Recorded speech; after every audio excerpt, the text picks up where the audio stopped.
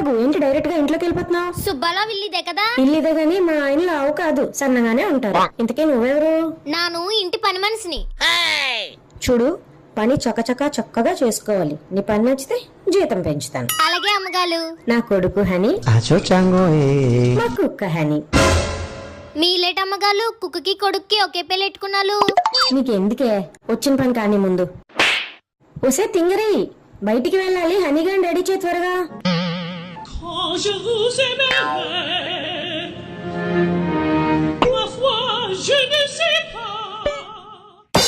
ఒసే బాబు నా దగ్గర ఉంటే నువ్వెవరు రెడీ చేస్తున్నావే?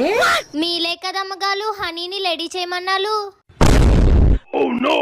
ఒసే నేను రెడీ చేయమంది నా కొడుకు హనీనే.